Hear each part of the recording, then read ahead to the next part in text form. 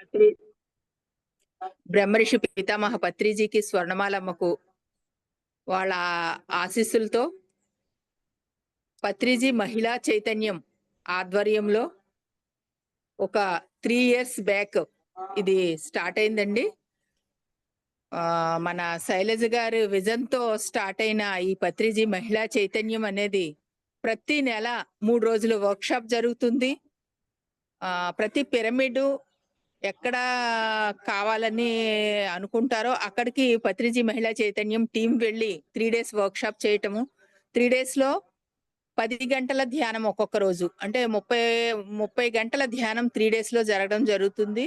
అక్కడ 18 ఆదర్శ సూత్రాలు, 13 వ్యక్తిగత సూత్రాలు పత్రిజీ ఏదైతే మనకి అందించారో కొత్త వాళ్ళకి, మన టీంలో పిఎస్ఎస్ఎం టీంలో ఉన్న వాళ్లకు కూడా పూర్తి అవగాహన తెప్పించే విధంగా శైలజ గారి క్లాస్ తో పత్రిజీ మహిళా చైతన్యం టీం అంతా కూడా మాట్లాడుతూ అందరికీ ఆ అవగాహన తెప్పించాలన్న సదుద్దేశంతో అందరూ ధ్యానులుగా మారాలి. ధ్యాన జగత్, పిరమిడ్ జగత్, శాకాహార జగత్, ఆయన విజన్ ఏదైతే ఉందో అది పత్రిజీ మహిళా చైతన్యం విజన్ గా తీసుకొని ముందుకు వెళ్ళటం జరుగుతుంది. ఎన్నో కార్యక్రమాలు, ఐఎఫ్ఎస్ కార్యక్రమం చేశాము. ఈ 3 years లో నిజంగా పత్రి సార్ చెప్పినట్టు చిన్న చిన్న సభలు జరగాలి. అక్కడ జరిగే మన ఎనర్జీ అనేది చాలా మన భూమికి చాలా ఉపయోగపడుతుంది, ప్రతి ఒక్కరికి చాలా ఉపయోగకరంగా ఉంటుంది అన్న యొక్క మాటను తీసుకొని ముందుకు వెళ్ళడం జరుగుతుంది. ఏదన్నా కూడా విజన్ త్రూయే జరుగుతుంది. అది ఒకళ్ళు అనుకొని మొదలు పెట్టేయటం కాదు. మెడిటేషన్స్ లో కూర్చున్నప్పుడు వచ్చిన విజన్స్ ని ముందుకు తీసుకెళ్ళటం జరుగుతుందండి.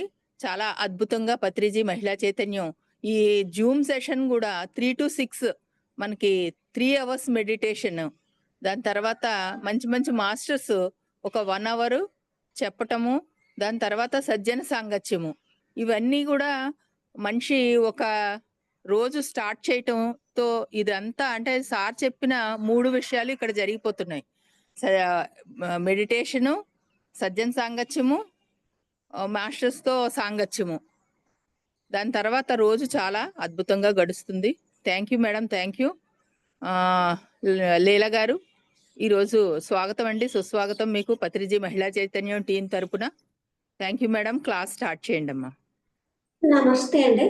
ముందుగా మనందరి గురువు అయినటువంటి శ్వాసే మీ గురువు అని, దేవుడు మీలోనే ఉన్నాడని, స్వయంగా దైవం మీరేనని, ఆ దైవం యొక్క జీవన విధానం శాకాహారమని, ఈ భూమి మీద సమస్త మానవాళి బుద్ధుళ్ళు కావాలని ఆకాంక్షిస్తూ బుద్ధుళ్ళని తయారు చేస్తున్నటువంటి పిఎస్ఎస్ వ్యవస్థాపకులైనటువంటి మన మైత్రేయ బుద్ధుడైనటువంటి బ్రహ్మర్షి పితామహ పత్రి గారికి, స్వర్ణమాల అమ్మ గారికి, సదానంద యోగ్ గారికి అనంత కోటి ఆత్మ ప్రణామాలు. అలాగే ఈ జూమ్లో విచ్చేసిన మాస్టర్స్ అందరికీ నా ఆత్మ ప్రణామాలు. నాకు ఈ అవకాశం ఇచ్చినటువంటి పత్రిజీ మహిళా చైతన్యం వారికి కూడా ధన్యవాదాలండి. ఈరోజు నేను ఎంచుకున్న టాపిక్ భయాన్ని జయిస్తేనే జీవిస్తాం. అంటే భయం అనేది మన అందరికీ ఉంటుంది. ఒక్కొక్కరికి ఒక టైప్ ఆఫ్ భయం. కొంతమందికి నీళ్ళని చూస్తే భయం, కొంతమందికి కొండ ఎక్కి కిందికి చూస్తే భయం, కొంతమంది డ్రైవింగ్ అంటే భయం, కొంతమందికి అంటే స్టేజ్ ఫియర్ ఉంటుంది. అలా కొంతమందికి పాములను చూస్తే భయం, కొంతమందికి బల్లులను చూసినా భయం. ఇలా రకరకాల భయాలు ఉంటాయి. అన్నిటికంటే మరణ భయం అనేది చాలా పెద్దది. కానీ ఈ భయాలన్నీ జయించాలంటే కూడా మనము ఈ భయాలు మనకు శాపమా వరమా అంటే సరి అయిన భయాలు ఉన్నప్పుడు వరాలు, సరికాని భయాలు ఉన్నప్పుడు శాపాలు అని చెప్పవచ్చు. ఎందుకంటే మనకి మన వెంట పులియో అలా ఉన్నప్పుడు పరిగెత్తడం, ఆ భయం ఉంటేనే మనం పరిగెడతాం, అప్పుడు అది సరి అయిన భయం. నిజానికి ఎవరైనా ఒక దొంగ కానీ మన వెంట పడుతున్నారంటే ఆ భయం ఉంటేనే మనం పరిగెడతాం. ఆ భయం లేదనుకోండి అక్కడ మనం బలి కావాల్సి వస్తుంది. అది సరి అయిన భయం. కానీ సరికాని భయాలు మనకు ఉంటాయి, అక్కడ ఏమీ ఉండదు కానీ భయపడుతుంటాం. 10 మందిలో వెళ్ళి మాట్లాడాలన్నా, ఇంకొకరితో ఏదైనా చెప్పాలన్నా ఇన్ఫీరియారిటీ కూడా ఫీలింగ్స్ ఉంటాయి. అది కూడా ఒక కారణమే. అంటే ఎప్పుడైతే ఈ భయాలను మనం అధిగమిస్తామో మనం ఆ వరాలతో జీవిస్తాం. అంతవరకు ఈ భయాలు ఉన్నంత వరకు మనం ఈ భూమి మీద జీవోత్సవాలుగా అంటే బతుకుతూ ఉంటాం కానీ జీవం లేని వాళ్ళగా ఉంటాం. కాబట్టి ఈ భయాలను అధిగమించాలి అంటే కూడా మనకి ఆత్మజ్ఞానం కావాలి. ఎప్పుడైతే ఈ ఆత్మజ్ఞానం వస్తుందో అప్పుడే ఈ భయాన్ని జయిస్తాం. మనకి గుళ్ళల్లో కూడా విగ్రహాలు చూపిస్తుంటాయి. అభయముద్ర, వరదాముద్ర అని. కానీ అభయముద్ర అంటే ఏంటి? మీరు నిర్భయంగా జీవించండి అని ఆ విగ్రహాలు మనకు చెప్తుంటాయి. కానీ అవి చెప్పినా కూడా వాటిని గ్రహించి మనం ఆ భయాన్ని అధిగమించడం అన్నది చాలా కష్టంగా అనిపిస్తుంది.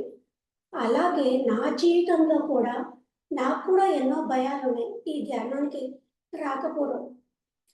స్టేజి మీద వచ్చి భయం మాట్లాడాలి, చెప్పాలి అంటే ఎంతో భయం. వణుకొచ్చేది. అంటే నాలో కూడా కొన్ని ఫీలింగ్స్ ఉండేవి. నాకేమీ చేత కాదు. వాళ్ళందరికీ నేను వాళ్ళకంటే తక్కువ. ఇలాంటి ఇన్ఫీరియారిటీ ఫీలింగ్స్ కూడా ఉండేవి. కానీ ఎప్పుడైతే ఈ ధ్యానంలోకొచ్చానో, కానీ ధ్యానంలోకొచ్చిన వెంటనే ఈ భయాలు నాకు కూడా పోలేదు. దానికి కూడా కొంచెం సమయం పట్టింది. ధ్యానానికొచ్చిన తొలి రోజుల్లో ఈ భయాన్ని అధిగమించాలి అన్న ఒక సంకల్పం పెట్టుకున్నాను. అంటే ఒక నెలకు అనుకుంటా. అలా షాడోలాగా పోయినట్టు అనిపించాయి కానీ, పూర్తిగా ఆ భయాలు పోలేదు. కానీ సార్ అంటే కూడా భయం. సార్‌ని కలవాలంటే కూడా భయం ఉండేది. ఎందుకంటే అప్పటికే విని ఉన్నాను. సార్ కోపం ఎక్కువ, తిడతారు, కొడతారు అని. కాబట్టి ఎప్పుడు కూడా నేను సార్‌కి దూరంగానే ఉండేదాన్ని. కానీ ఒకరోజు నంద్యాలకొచ్చినప్పుడు సారు దూరంగానే ఉన్నాను. సార్‌ని కూడా నేను దూరంగా ఉండి చూస్తూ ఎంజాయ్ చేస్తానే కానీ, సార్ మాటలు వింటూ అలా ఉంటా కానీ దగ్గరికి రాను. ఆ భయం కారణంగా. కానీ ఒకరోజు నేను దూరంగా ఉన్న సారు, "ఏంటి మేడం విశేషాలు?" అని పలకరించారు. అప్పుడు ఏం మాట్లాడాలో తెలీదు. సార్ సడెన్‌గా పలకరించేటప్పటికి నా నోట్లోంచి ఒక మాటొచ్చేసింది. "సార్ భయాన్ని ఎలా అధిగమించాలి?" అని. అప్పుడు సార్ చెప్పారు. ఒకటే మాట, "సూసైడ్ చేసుకొని చావు" అన్నారు. అదేంటి సార్ సూసైడ్ చేసుకొని చచ్చిపోతే ఈ భయం మళ్ళా జన్మలో కూడా క్యారీ అవుతుంది కదా! అని. అప్పుడు సారు నా వైపు అలా కింది నుంచి పై వరకు ఒక చూసారనమాట. చూసినప్పుడు నాకు అప్పటి నుంచి ఆ భయం నాలోంచి పోయింది. అప్పటికి నేను ధ్యానంలోకొచ్చి 4 ఇయర్స్ అయింది. కానీ అంతవరకు నేను ఎవరితో మాట్లాడేదాన్ని కాదు. ఏ క్లాసులకెళ్ళేదాన్ని కాదు. ఎంతసేపు నా ధ్యానము, నా స్వాధ్యాయం, సజ్జన సాంగత్యం అంటే ఎవరైనా చెప్తే వినడం వరకే. డిస్కషన్ కూడా ఉండేది కాదు. ఎప్పుడైతే ఆ భయం పోయిందో, అప్పుడు అంటే 2010లో నేను ధ్యాన ప్రచారం చేయడం మొదలుపెట్టాను. అంతవరకు ధ్యాన ప్రచారం చేయలేదు. 2004 డిసెంబర్‌లో నేను ఈ ధ్యాన మార్గంలోకొచ్చాను. కానీ ఎప్పుడైతే ఆ 2010లో ఆ ధైర్యం వచ్చిందో, ఆ భయం వెళ్ళిపోయిందో, అప్పుడు నేను చుట్టుపక్కల విలేజెస్‌కెళ్ళి 40 డేస్ క్లాసెస్ చెప్పి, అక్కడ శాకాహారాలు నిర్వహించి అలా చేసేదాన్ననమాట.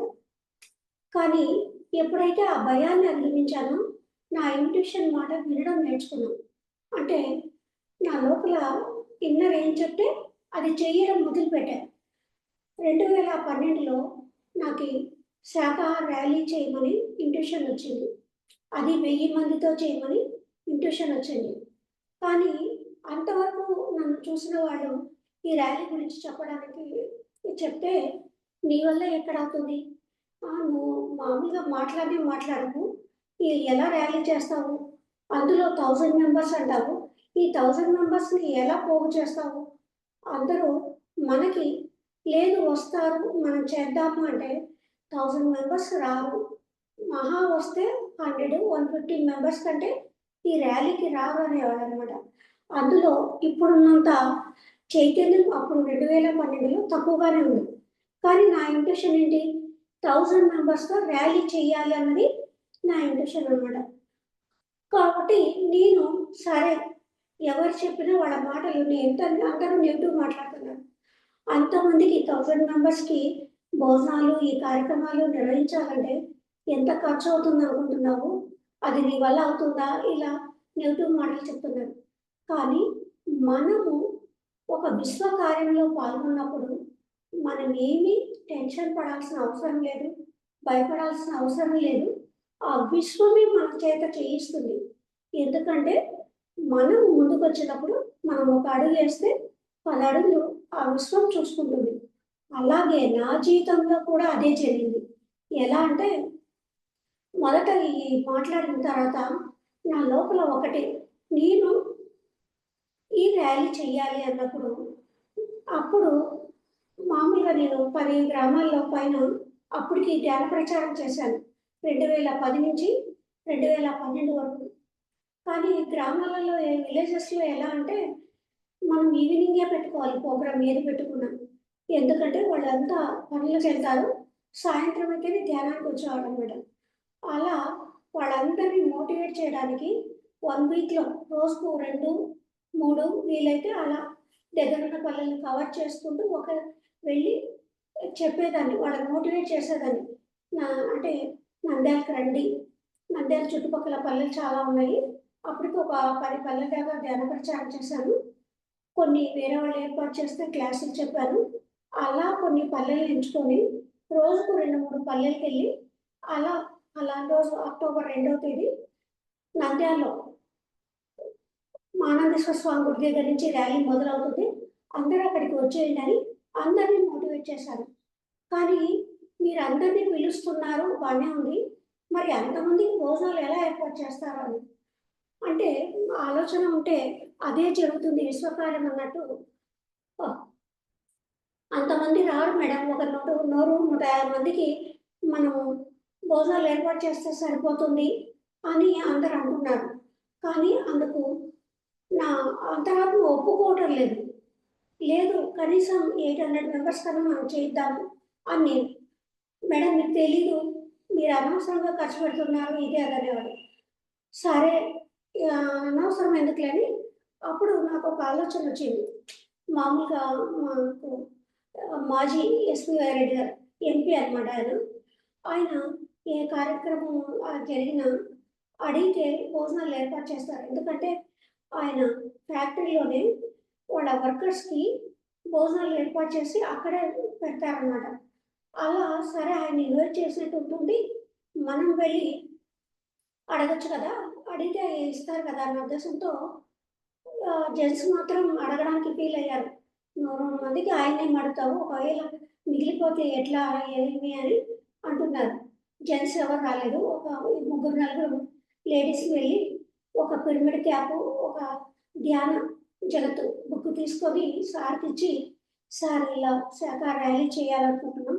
ఆ ర్యాలీకి మీరే చీఫ్ గెస్ట్‌గా రండి అని ఆయన్ని పిలిచాననమాట. ఆయన ఓకే అన్నారు. అలాగే ఈ భోజనాల గురించి చెప్తే ఓకే. మీకేం కావాలో అది చేయించుకోండి. ఒకరొచ్చి చేస్తే ఆహ్, బావుంటుంది. ఒకరొచ్చి మీరు నిలబడి చేయించుకోండి అన్నాడు.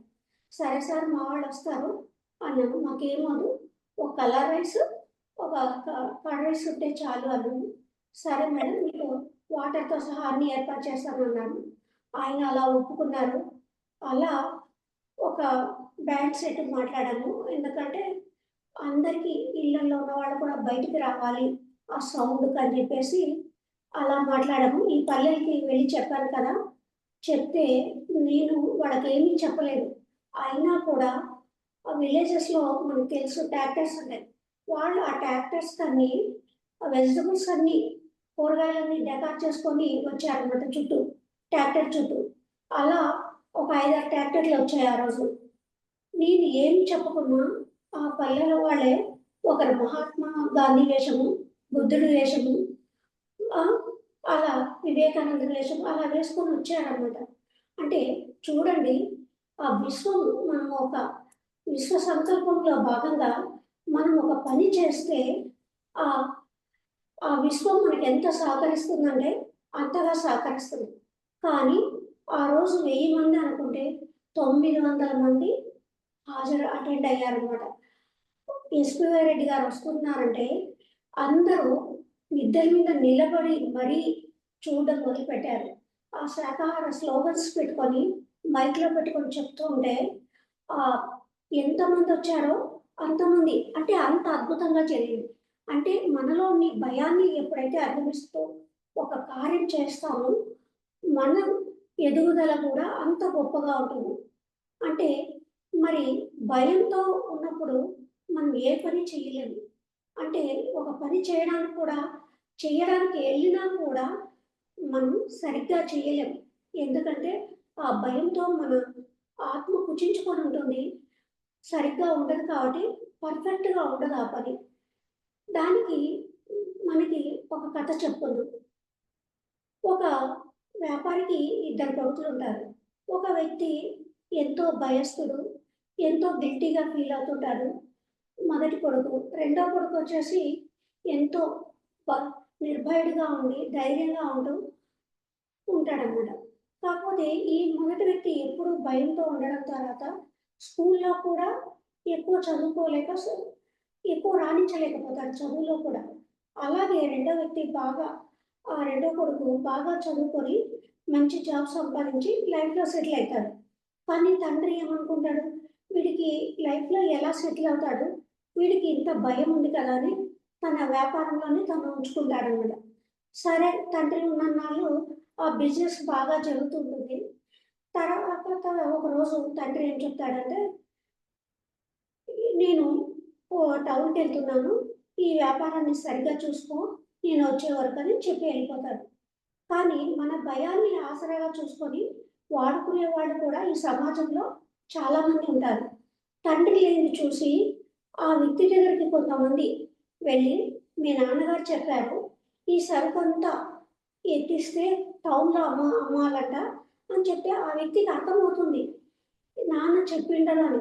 కానీ అది అడిగే ధైర్యం కూడా ఆ వ్యక్తికి లేదు. మా నాన్న చెప్పారా? మరి నాకు చెప్పలేదే! నేనెందుకు ఎత్తిస్తాను అనే మాట కూడా అనడు. అలా తన షాప్‌లో ఉండే సరుకునంతా ఎత్తిచ్చేస్తాడనమాట. ఎత్తిచ్చేసి అంటే తండ్రి రాత్రికొచ్చేసి చూస్తే షాప్ అంతా ఖాళీగా ఉంటుంది. అప్పుడు ఏమైందని అడిగితే తండ్రి అడుగుతాడు. ఆయన కోపం పట్టలేకున్నాడు. "ఇంత మూర్ఖంగా ఉన్నావా నువ్వు? ఎలా ఎత్తిస్తావు? అంత సరుకును? ఎవరో చెప్తే నమ్మేదేనా? నువ్వు ఇంత పనికిరాని వాడివి. ఎలా బతుకుతావు? నాకు నీ మొఖమే చూపించొద్దు. జీవితంలో నా దగ్గరికి రావద్దని" ఎన్నో తిడతాడు. అలా తిడుతున్నప్పుడు ఆ చుట్టుపక్కల షాపు వాళ్ళంతా వచ్చి ఏం జరుగుతుందని చూస్తారు. ఆ వ్యక్తి చాలా ఫీల్ అయిపోతాడు నామోషీగా. ఇంకా ఇంత అవమానం జరిగింది. నేను బతకూడదు ఈ జీవితంలో అని చావడానికి నది దగ్గరికెళ్తాడన్నమాట. అలా నది దగ్గరికెళ్ళి చావడానికి తను నిమ్మరేసుకుంటాడు. ఏం చేశాను? నేనేంటి అని. నాకు ఈ భయాన్ని నేను అధిగమించలేను. నాకు చావు తప్ప ఇంకొకటి శరణ్యం లేదు అనుకుంటాడు. ఎప్పుడైతే అలా అనుకుంటూ దూకపోతాడో, అటువైపుగా ఒక గురువు దగ్గర శిష్యుడుగా ఉన్న వ్యక్తి చూస్తాడు. చూసి ఆ వ్యక్తిని, "ఎందుకు చావాలనుకుంటున్నావు? ఈ మానవ జన్మ అనేది మనకు దొరికింది. దాన్ని అంతం చేసుకోవడము తెలివి తక్కువతనము. మళ్ళా నువ్వు చనిపోయినా కూడా ఇలాంటి అధైర్యంగానే బతుకుతావు. ఈ జీవితంలోనే నువ్వు మా గురువు దగ్గరికి రా. నీకు మంచి జ్ఞానోపదేశం చేస్తే నీలో మార్పొస్తుందని" ఆ వ్యక్తి తన గురువు దగ్గరికి తీసుకెళ్తాడు.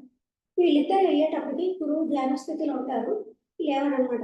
కొద్దిసేపటికి గురువు లేస్తారు. అప్పుడు ఆ శిష్యుడు ఈ వ్యక్తిని పరిచయం చేస్తాడు.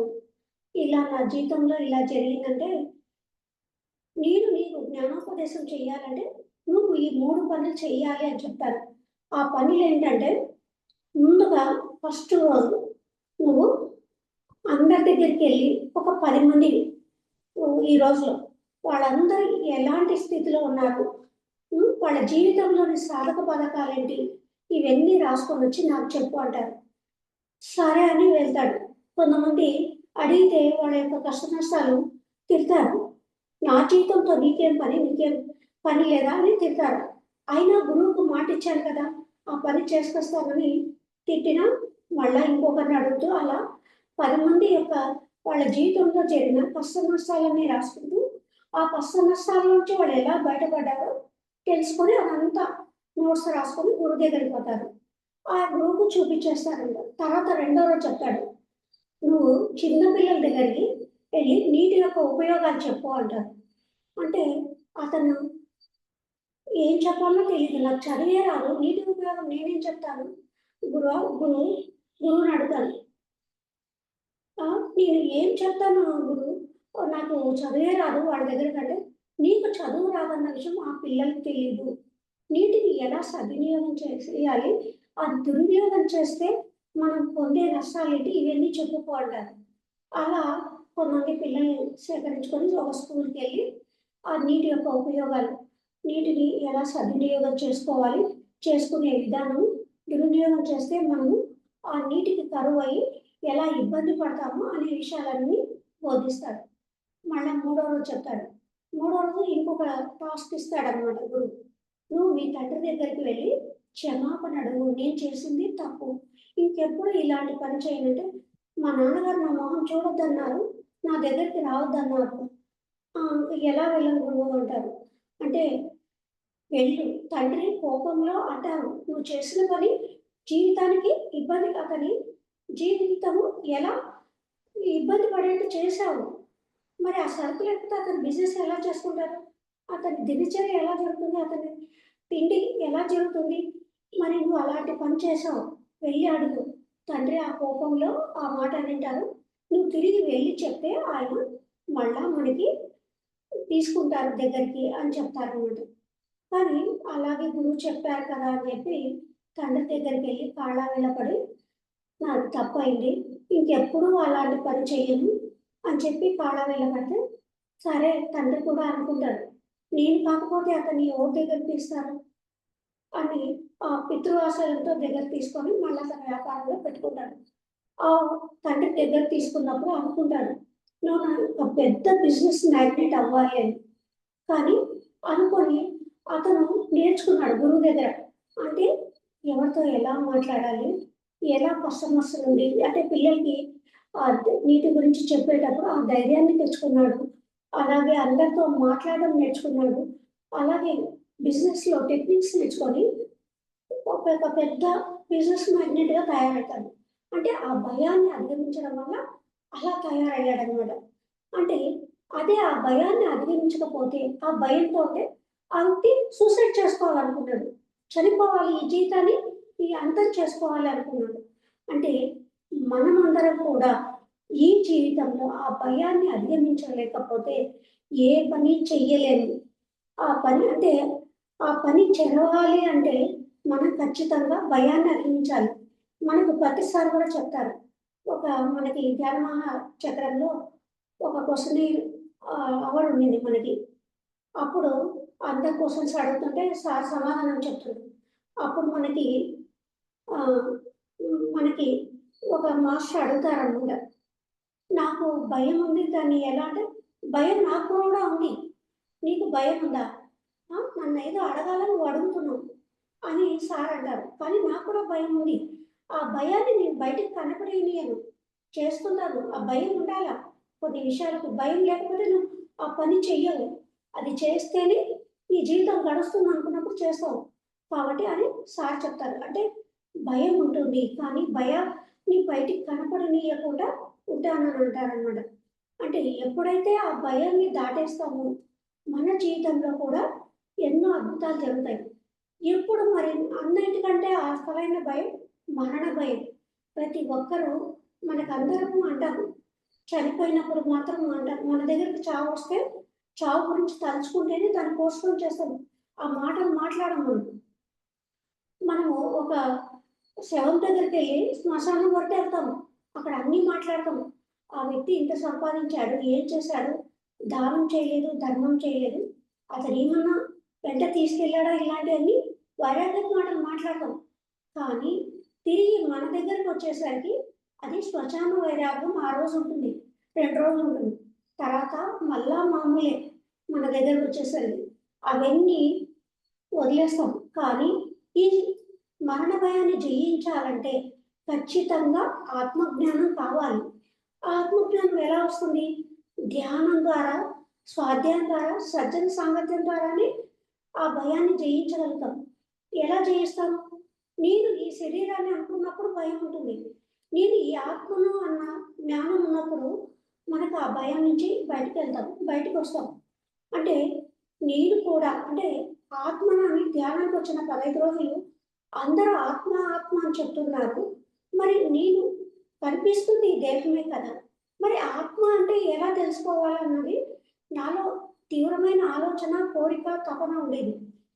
అంటే పడుకున్నా, లేసినా, పని చేస్తున్నా అదే ఆలోచన. నేనెలా తెలుసుకోవాలి? నేను ఈ ఆత్మస్వరూపాన్ని, కానీ కనిపిస్తుంది ఈ దేహమే కదా అని ఆ ఆలోచనలతోని నేను ధ్యానానికి కూర్చున్నా. ఉదయంతో అదే ఆలోచనతో ఉన్నా, పని చేస్తున్నా. మధ్యాహ్నం 2 గంటలప్పుడు ధ్యానానికి కూర్చున్నా. కూర్చున్న కొద్దిసేపటికి నాకు వెన్నులో బ్యాక్ పెయిన్ మొదలైంది. అయినా కూడా ఆ తపన ఉంది. తెలుసుకోవాలన్న తపన ఉంది. అలాగే గోడకు అంటే సెంటర్‌లో కూర్చొని గానీ బ్యాక్ పెయిన్ వచ్చేసరికి బ్యాకెళ్ళి గోడకు ఆనుకొని కూర్చున్నా. కొద్దిసేపటికి నా బాడీ అంటే నా శరీరం లోపల నుంచి సూక్ష్మ శరీరం బయటకొచ్చింది. బయటికొచ్చి అది బాగా పైకెళ్తుంటే ఎంజాయ్ చేస్తున్నా. అరే! ఎంత బాగా ఎళ్తుంది. వెళ్ళిపోతున్నాను. చాలా చక్కగుంది అది. అలా వెళ్తున్న తరుణంలోనే ఫ్యాన్ దగ్గరికెళ్ళింది నా హాస్టల్ బాడీ. కానీ సహజంగానే ఫ్యాన్ తగులుతుందన్న భయం ఉన్నది. అప్పుడు ధ్యానంలోకొచ్చి అంతా 15 రోజులు అయిందంతే. ఈ హాస్టల్ బాడీ గురించి కానీ నాకేమీ తెలీదు. అసలు దాని గురించే తెలీదు. కానీ ఇప్పుడైతే నాకు అర్థమవుతుంది. Hostel body ఎందులోంచైనా దూరగలదు, వెళ్ళగలదు. నీటిలోను, అగ్నిలో కూడా వెళ్ళగలదనేది అప్పుడు తెలీదు. కానీ ఆ భయమొచ్చింది. ఆ భయం ఎప్పుడొస్తుందో వెంటనే ఆ బాడీ కిందకి దిగడం మొదలుపెట్టింది. అంటే ఫ్యాన్‌కి, నేలకి మధ్యలో ఉన్నప్పుడు మళ్ళా ఆ భయం కూడా వచ్చింది. ఇక్కడి నుంచి కిందకి పడితే నడుములు ఇరిగిపోతాయేమో అన్న భయం కూడా కలిగింది. అలాంటి సమయంలో బయట డోర్ కొడుతున్నారు. అంటే 2:00 ఆఫ్టర్‌నూన్ కూర్చున్నాను. 3:30 అయిందనమాట అప్పుడు. గంటన్నర అయింది. డోర్ కొడుతున్నారు. నేను తలుపు తీయాలి అని ఈ శరీరాన్ని ఇలా ఇలా కదిలిస్తున్నాను.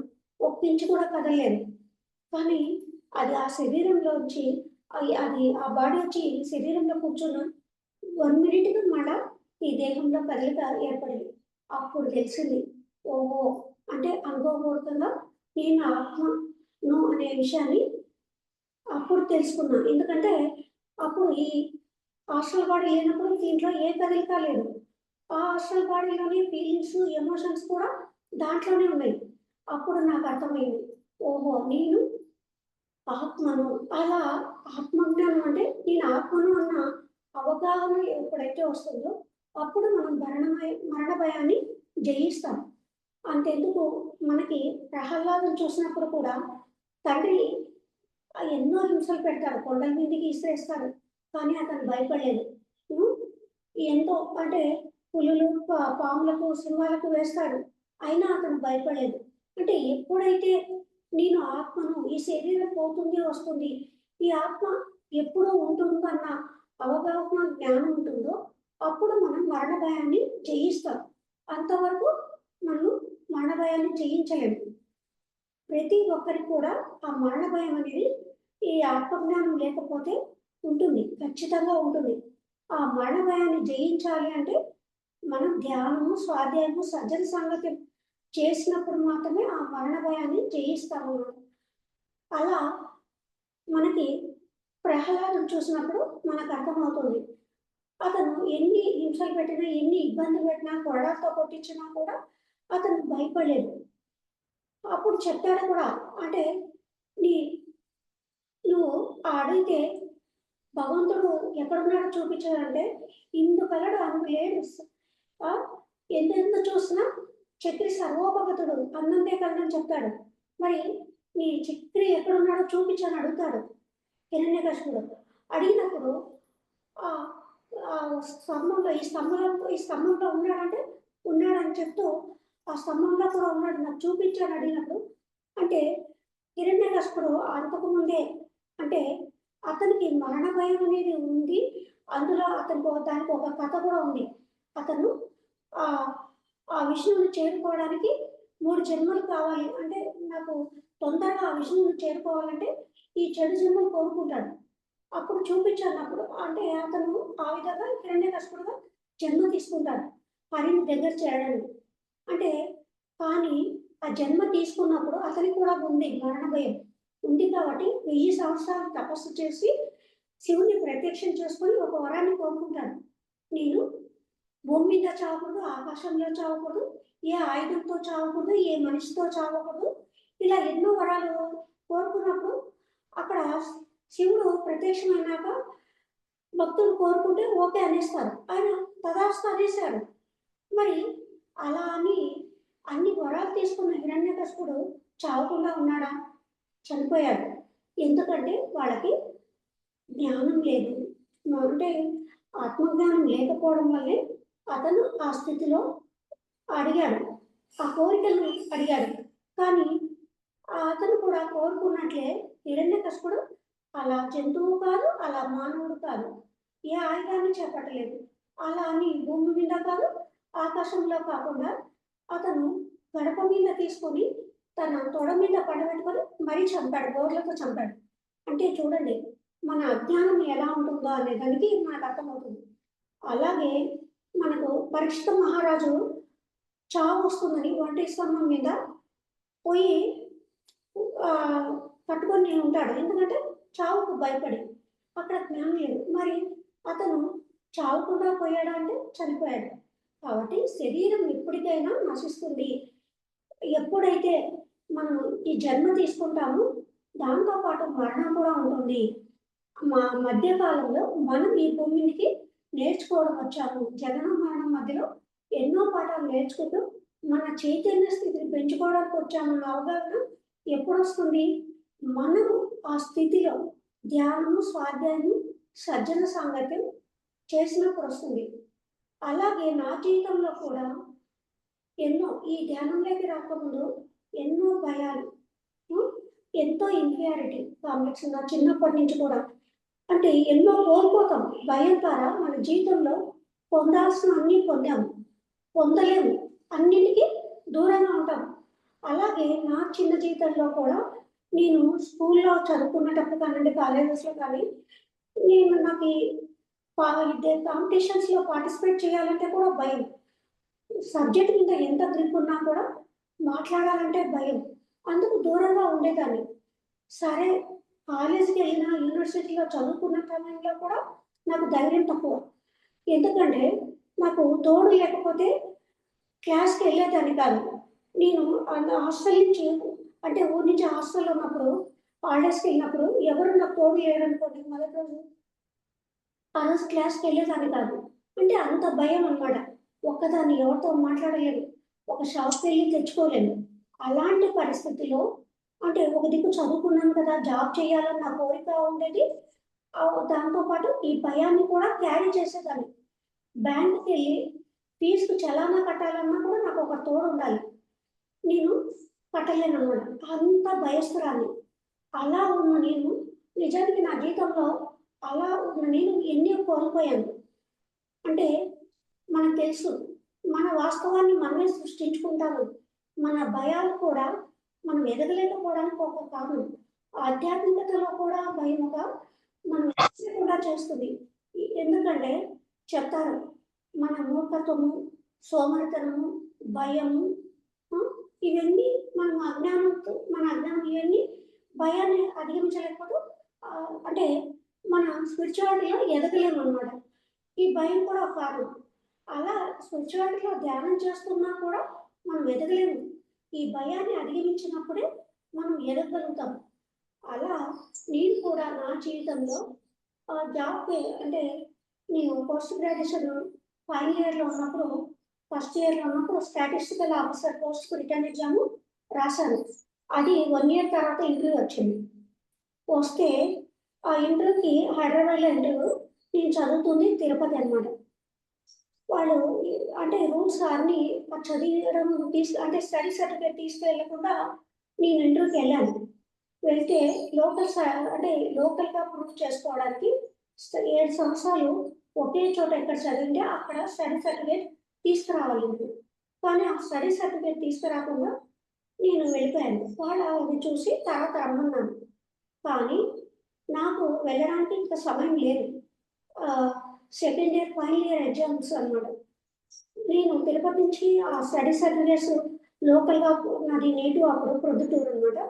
అలా వెళ్ళి అది తీసుకెళ్ళింది పోవడానికి టైం లేదు. లేదంటే ఆ 2 ఇయర్స్ టైం వేస్ట్ అయిపోతుంది. చదివిన ఆ పీజీ ఎగ్జామ్ రాయలేకపోతే మళ్ళీ వేస్ట్ అయిపోతుంది. అది అలా వదిలేశాను. చూడండి, అంటే మన జీవితంలో ఎలా మేనిఫెస్ట్ అయితాయి. అలా ఆ జాబ్ అటెండ్ అవ్వలేకపోయాను. సెకండ్ టైము ఎల్ఐసి రాశాను. అంటే అది పాస్ అయ్యాను. ఇంటర్వ్యూ ఎప్పుడొచ్చింది?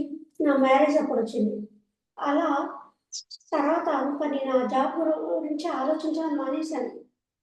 ఎందుకంటే మన భయాలు ఎలా మేనిఫెస్ట్ అయితాయో నా జీవితంలో కూడా అలా మేనిఫెస్ట్ అయ్యాయన్నమాట. ఆలోచన అయితే అలాగే చదువుకోవాలన్న కోరిక ఉన్నప్పుడు కూడా నా జీవితంలో నా కోరిక ఎక్కువ. కానీ ఇంట్లో మాత్రం ఆడపిల్లకి 10th క్లాస్ అయితే సరిపోతుంది. ఇంత అవసరం లేదన్నారు. కానీ తపన, చదవాలన్న తపనతో నేను పోస్ట్ గ్రాడ్యుయేషన్ వరకు వచ్చాను. ఎన్ని ఇబ్బందులున్నాయి. ఎందుకంటే మరి అంత భయం ఉన్నప్పుడు ఇంట్లో ఎదిరించగలమా అంటే లేదు. కానీ చదవాలన్న తపన ఆడెక్కువ ఉంది. ఇక్కడ భయం అనేది ఎక్కువ ఉంది. జాబ్ చేయాలన్న తపన కంటే భయం ఎక్కువ ఉంది. ఏ ఎనర్జీ లెవెల్ ఎక్కువ ఉంటే అది మేనిఫెస్ట్ అవుతుంది. ఇక్కడ భయం ఉంది కాబట్టి నాకు ఆ జాబ్ ఏమి రాలేదు. సరే అంతా అయిపోయింది. పిల్లలు పెద్దగయినారు. అప్పుడు డీఎస్సీ పడింది. నేను హిందీ పండిట్ చేసి ఉన్నాననమాట. ఆ డీఎస్సీ రాయడానికి అప్పుడు ఇంటర్వ్యూ కూడా లేదు. నాకు ఆ భయం కూడా లేదు కదా! సరే రాద్దాం అనుకుంటే, ఆ భయం కారణంగా అప్పుడు 2000 సంవత్సరంలో 2000లో బాగా వరదలొచ్చి పోవడానికి ఎగ్జామ్ రాయడానికి కర్నూలులో ఎగ్జామ్ అనమాట. మేము నంద్యాలలో ఉంటాము. ఏ బస్ సౌకర్యం లేదు. ఏ సీట్ లేదు. ఎందుకంటే అన్ని వరదలతో నిండిపోయింది. అంటే అలా జరిగిపోయింది. అదే లాస్ట్ ఛాన్స్ అనమాట. నేను జాబ్‌కి అంటే ఏజ్ లిమిట్ అయిపోతుందనమాట. అలా జరిగింది. అంటే మన భయంలో, మన జీవితంలో ఇలాంటివి ఉన్నప్పుడు దేన్ని సాధించలేమని చెప్పడానికి నా జీవితం ఒక నిదర్శనం అనమాట. ఎప్పుడైతే అంటే అలా ఉన్న నేను ఎప్పుడైతే ఈ ధ్యానంలోకొచ్చి ఈ ఆత్మజ్ఞానాన్ని పొందానో అప్పుడు ఈ భయాన్ని అధిగమించాను. ఇప్పుడు ధ్యాన ప్రచారం చేస్తూ సన్ ఎనర్జీ టీమ్ వర్క్స్ అనే జూమ్ రన్ చేస్తూ హ్మ్, ఎన్నో కార్యక్రమాలు నిర్వహించగలుగుతున్నా. ఎలా సాధ్యమైంది? అప్పుడు అలా ఉన్న నేనంటే ఆ భయాన్ని అధిగమించాను. ధ్యానం ద్వారా ఆ భయాన్ని అధిగమించి ఈరోజు ఇలా ఉన్నాను. అంటే బిఫోర్ మెడిటేషన్‌కి, ఆఫ్టర్ మెడిటేషన్‌కి ఎంత చేంజో చూసుకోండి. అంటే ఇలాంటివన్నీ మనం చేయలేకపోయేవాళ్ళం. భయంతో ఉంటే ఒక చోటే ఇంట్లో ఉండేవాళ్ళం. ఈరోజు ఒక ధ్యాన క్లాస్ ఉంటే ఒంటరిగా వెళ్ళి ఆ ఊరికెళ్ళి ధ్యానం చెప్పి మరీ రాగలుగుతున్నాం. ఒకప్పుడు షాప్‌కి వెళ్ళలేని నేను ఈరోజు అలా వెళ్ళగలుగుతున్నా అంటే ఆ భయాన్ని అధిగమించాను. అందుకే భయాన్ని అధిగమిస్తేనే జీవిస్తాము. అందుకే భయం అనేది శాపమా, వరమా అంటే అధిగమించినప్పుడు మన జీవితంలో అది వరం అవుతుంది. అందుకే సరైన భయాలు అవసరమే కానీ, సరికాని భయాలని వదిలేయాలి. ఆ సరికాని భయాలేవి, సరైన భయాలేవి అంటే మన జీవితంలో మనం ఎప్పుడైతే ఈ ధ్యానం అనేది మనం ఆత్మతో ఉంటామో, ఆ వర్తమాన స్థితిలో ఉంటామో, మనకి అవి అర్థమవుతాయి.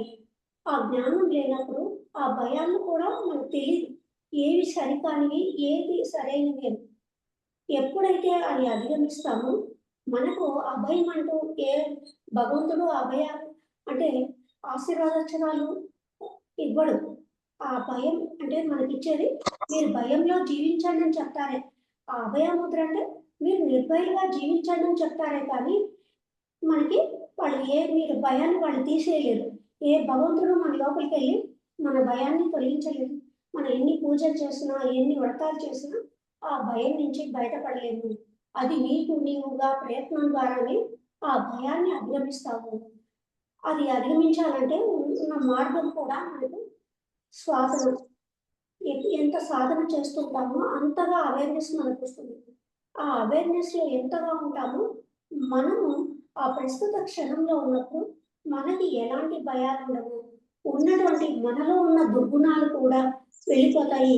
అంటే దుర్గుణాలంటే భయం కూడా ఒక దుర్గుణమే. అలాగే కోపము ఒక దుర్గుణమే. లోభత్వం ఒక దుర్గుణం. అంటే అరిషడ్ వర్గాన్ని కూడా జయించగలుగుతాం. ఆ అవేర్‌నెస్ మనలో ఉన్నప్పుడు.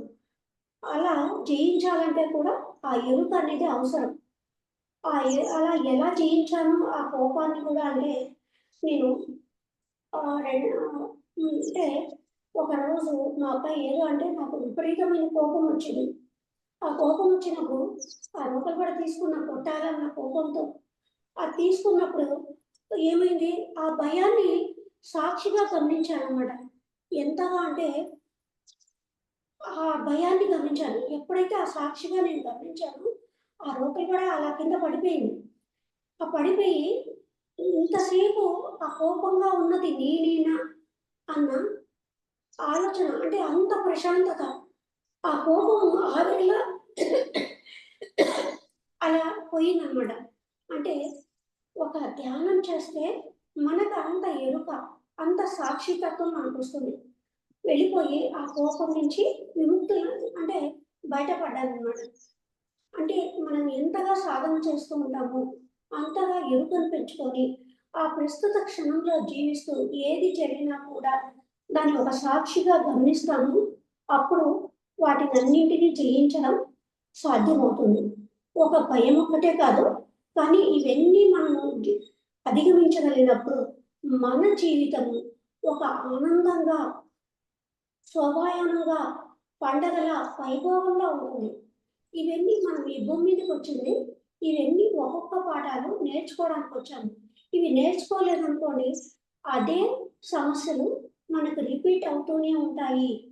రిపీట్ అవుతూనే ఉంటాయి. నువ్వు నేర్చుకోనంత వరకు అది రిపీట్ అవుతుంటది. సరే ఈ జన్మలో నువ్వు నేర్చుకోలేదా అంటే, ఈ నేర్చుకోకుండా ఈ శరీరాన్ని వదిలేసి మళ్ళా జన్మను తీసుకున్నా కూడా మళ్ళా వాటిని మోస్తూనే జీవించాలి. ఆ జన్మలో కూడా మనం అధిగమించకపోతే అలా పునరపి జననం, పునరపి మరణం అంటూ ఆ చక్రంలో పడి తిరుగుతూనే ఉంటాము.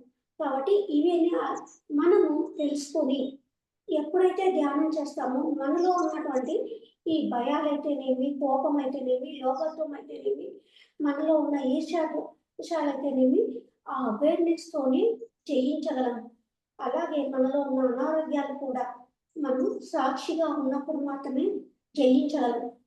అంటే అది కూడా నా జీవితంలో జరిగిన ఒక ఇన్సిడెంట్ చెప్తాను.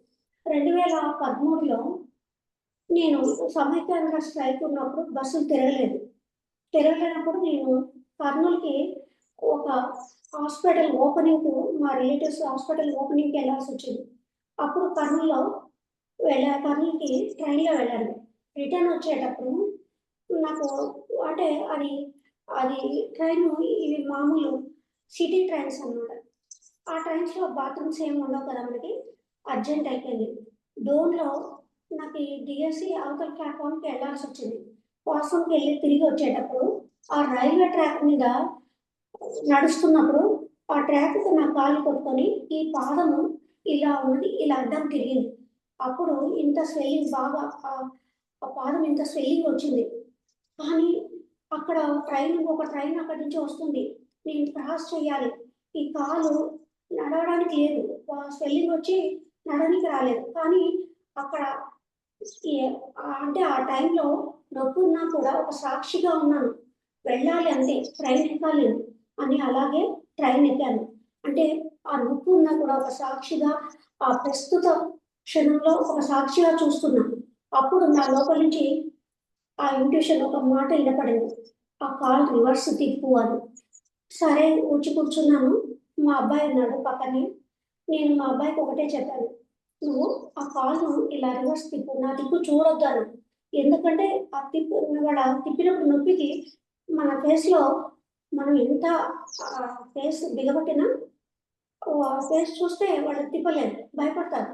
మనకంత నొప్పి ఉందని భయం ఉంటది వాళ్ళకి కూడా. తిప్పకుండా అలా తిప్పు అనంగానే అది కరెక్ట్‌గా ప్లేస్‌లో వచ్చి కూర్చుంది. ఆహ్, అది కాకపోతే స్వెల్లింగ్ ఆన్ ది స్పాట్‌లో తగ్గింది. ఎప్పుడైతే తగ్గిందో మళ్ళా అలాగే నైటు నడిచి ఆటో వరకు వెళ్ళాను. ఆహ్, ఇంట్లో ఆటోలో వెళ్ళేటప్పుడు పెయిన్ కిల్లర్ తీసుకుంటావా అన్నారు. నాకు ఏ పెయిన్ కిల్లర్ వద్దు. నన్ను ఇలా వదిలేయండి ఈ రాత్రికి హాయిగా నా నా పని అది క్లియర్ అయిపోతుందన్నారు. చూడండి అంటే అలా మామూలుగా అలా తిరిగిన కాలు మనకు రికవర్ అవ్వాలంటే మందుల ద్వారా అలా డాక్టర్స్ దగ్గరికెళ్ళి అవ్వాలంటే 6 మంత్స్ పడుతుంది ఈజీగా. అలాంటిది ఆ రోజు రాత్రి వెళ్ళాను, పడుకున్నా కూడా ధ్యానం కూర్చున్నామంటే పెయిన్ మీదే దృష్టి ఉంది నాకు. నా దృష్టంతా అంటే ఇంక ఏ ఆలోచన లేదు. ఒక సాక్షిగా ఉంటూ ఆ పెయిన్ ఎక్కడి నుంచి ఎక్కడి దాకా వస్తుంది, ఎటు పోతుంది అను అని గమనిస్తూ రాత్రంతా అలాగే కూర్చున్నాను. కానీ ఎందుకంటే శ్వాస మీద ధ్యాస పెట్టేకి కూడా నాకు చేత అవ్వడం లేదు. అంత పెయిన్ ఉంది. ఒక సాక్షిగా ఉంటూ దాన్ని గమనిస్తూ ఉన్నాను. పొద్దున లేసేటప్పటికి లేసి నడవడానికి కూడా రాలేదు. ఒక కర్ర సహాయంతో పట్టుకొని వాష్‌రూమ్‌కెళ్ళి ఫ్రెష్ అయ్యి వచ్చాను.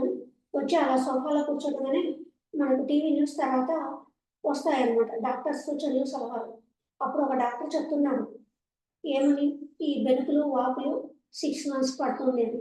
అప్పుడు నేను అనుకున్నా, మీకు ధ్యానం తెలీదు కాబట్టి ఇలాగే మాట్లాడతారని. ధ్యానం తెలిస్తే ఇలా మాట్లాడరు. తగ్గిపోతది. ఏం కాదని మనసులో అనుకున్నా. కానీ ఆ ఒక్క రోజులో ధ్యానంలో కూర్చున్నా. అంటే రాత్రి ఉన్నంత పెయిన్ లేదు కానీ కొద్దిగా ఉంది. సాధన మొదలుపెట్టాను. కానీ నెక్స్ట్ రోజు నేను గృహప్రవేశానికి మళ్ళా ప్రొద్దుటూరుకెళ్ళాలి. ఇంకా రాలేదని ఫోన్ కాల్స్ వస్తున్నాయి అక్కడి నుంచి.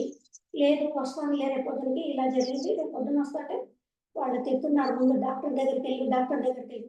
సరేలే అని వాళ్ళకి చెప్పాను కానీ ఏ డాక్టర్ దగ్గరికెళ్ళలేదు. కానీ మరుసటి రోజుకి పొద్దున్న ఏ నొప్పి లేదు. హాయిగా వెళ్ళి గృహప్రవేశానికెళ్ళి ఒడిబియ్యం పెట్టించుకొని లక్షణంగా వచ్చాను. చూడండి. అంటే మనము అవేర్‌నెస్ సాధన ద్వారా అది పెంచుకున్నప్పుడు ఏ విషయాన్ని కూడా ఆ సమస్యకు పరిష్కారం మనలోనే ఉంటుందన్నమాట. ఎప్పుడైతే ఆ పరిష్కారం దొరుకుతుందో మన జీవితంలో మనము ఎంతో ఆనందంగా, వైభోగంగా, నిర్భయులుగా జీవిస్తాం.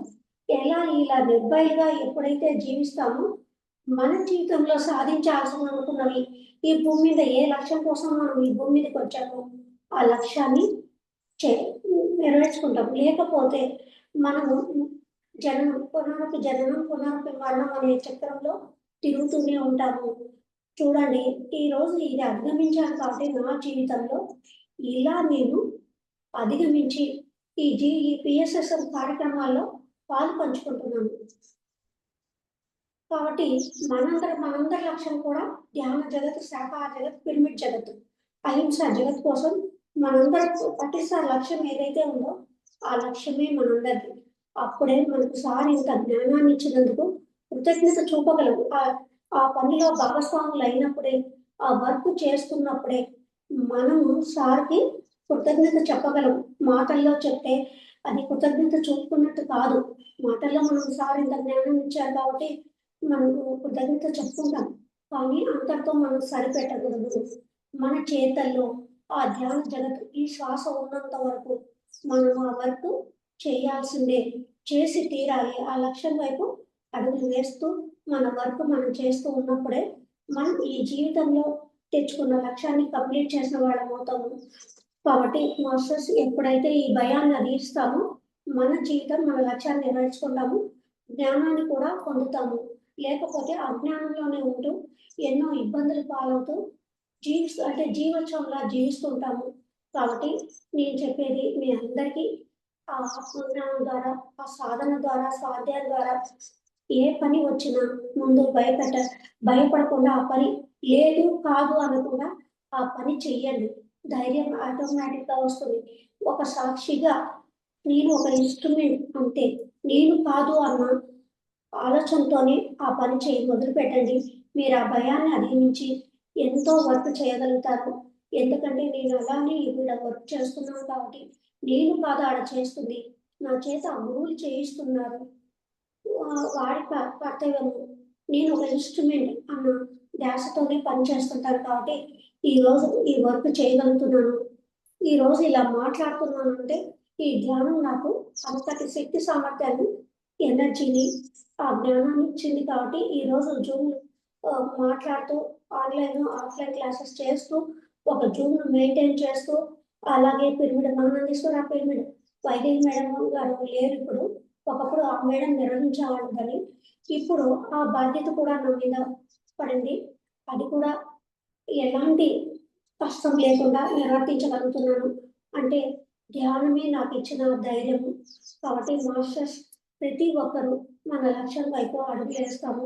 నిర్భయంగా జీవిస్తాము అన్నదే నా సందేశము. Thank you masters. ఇంతటి గొప్ప అవకాశాన్ని నాకు ఇచ్చినందుకు మీకు పత్రిజీ మహిళా చైతన్యం టీం మెంబర్స్ అందరికీ కృతజ్ఞతలండి. అలాగే మనందరి గురువు అయినటువంటి బ్రహ్మశ్రీ పితామహ పత్రి గారికి అనంత కోటి కృతజ్ఞతలు తెలుపుకుంటూ మనందరం కూడా ఆయన లక్ష్యంలో భాగంగా వర్క్ చేద్దాం. అదే మనందరి కర్తవ్యం నేను అనుకుంటున్నాను. Thank you so much friends. Thank you madam. Thank you Leela గారు. Thank you madam. అమ్మా అందరూ వీడియోస్ ఆన్ చేసుకోండి.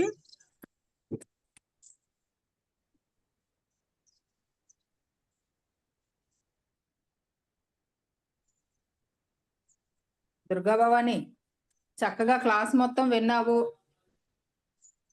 చెప్పు ఏం విన్నావో అది ఒకసారి మేడంతో మాట్లాడు. ధ్యానంలోకి వచ్చే భయం పోయింది అన్నారు కదా మేడం. బాగుంది మేడం, అది క్లాస్ బాగుంది మేడం. అంతే కదా క్లాస్ మేడం. బాగుంది. నీకు ఏ పాయింట్ నచ్చింది? పత్రిజీ గారి మార్గం మంది అన్నారు కదా మేడం. పత్రిజీ గారు చేసింది మనం చెయ్యాలన్నారు కదా మేడం. బాగుంది మేడం. అంటే అది చెయ్యాలంటే కూడా ఈ భయాన్ని జయిస్తేనే చేయగలం, లేకపోతే చెయ్యలేము. ఆ మార్గంలో ఉండాలన్నారు. బాగుంది మేడం, చాలా బాగుంది మేడం క్లాస్. కాకపోతే ఆ భయాన్ని జయించడానికి కూడా దేవి గారు. కూడా బాగుంది మేడం. అదే మేడం నాకు థ్యాంక్ కూడా you madam. Thank you madam. ఈ భయాన్ని జయించడానికి కూడా నాకు 5 సంవత్సరాలు పట్టింది. 2004లో ధ్యాన మార్గంలోకి వస్తే 2010 నుంచి మొదలు పెట్టాను ధ్యాన చాలా అద్భుతంగా ఉంది క్లాసు. భయం గురించి ఏ విధంగా అన్నది చెప్పారు. ఇంకెవరైనా మాట్లాడతారమ్మా? నమస్తే మేడం. నమస్తే మేడం. భయాన్ని జయించాలని చాలా బాగుంది మేడం క్లాసు. చాలా బాగా చెప్పారు madam. Thank you madam. Thank you madam. నమస్తే మేడం. నమస్తే. చాలా బాగా చెప్పారు మేడం. నాకు భయం ఉంటది మాట్లాడడానికి మైక్ లో, ఏమన్నా చెప్పాలన్న అనుభవాలు విని చాలా చాలా భయాలు ఉన్నాయి. అది ఎలా జయించాలో చెప్పారు. ప్రాక్టీస్ చేస్తాం మేడం. సాధన ద్వారా అవుతుంది. ఈ పొద్దు ర్యాలీలో కూడా నేను ధైర్యంగా అంత బజార్లో మాట్లాడగలుగుతున్నాను. ఒకప్పుడు షాప్కి వెళ్ళి ఒక వస్తువు తెచ్చుకోవడానికి కూడా భయపడేదాన్ని.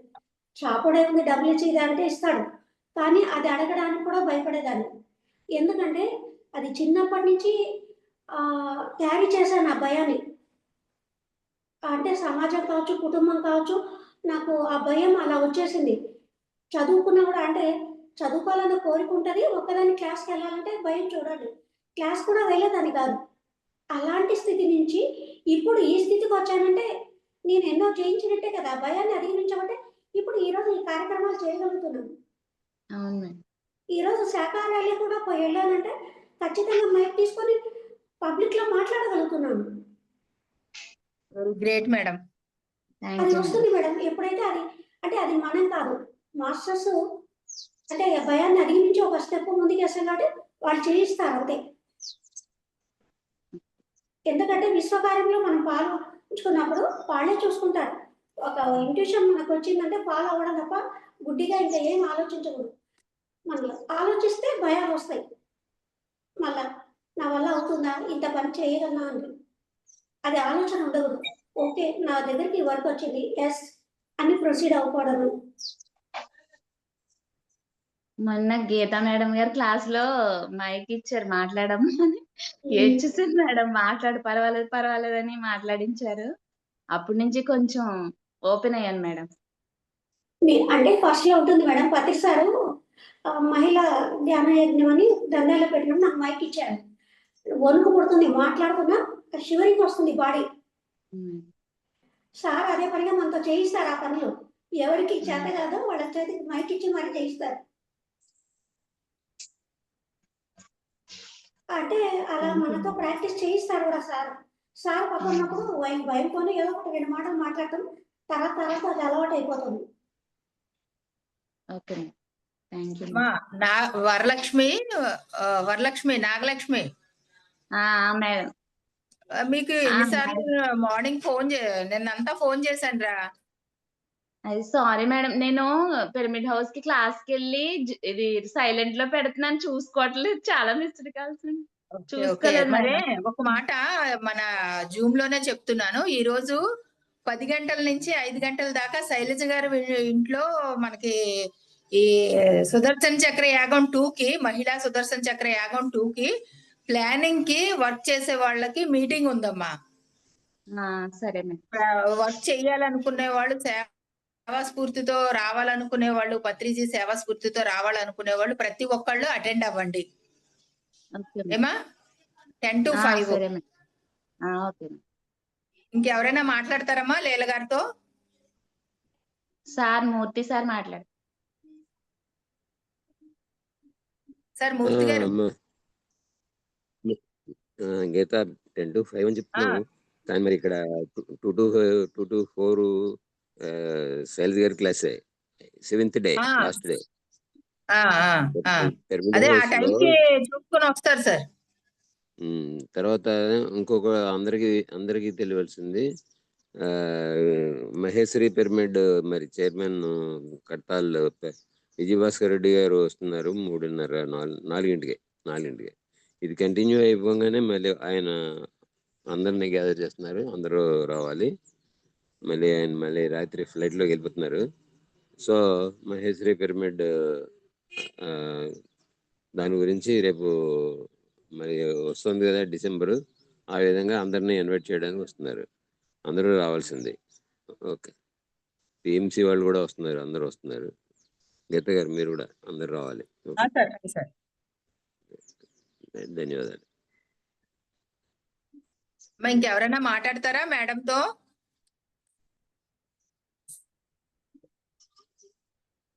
Okay madam, thank you. Patriji Mahila Chaitanyam team తరపున చాలా చాలా కృతజ్ఞతలు. ఎంతో జ్ఞానాన్ని అందించిన లీల గారికి అందరి తరపున కృతజ్ఞతలు.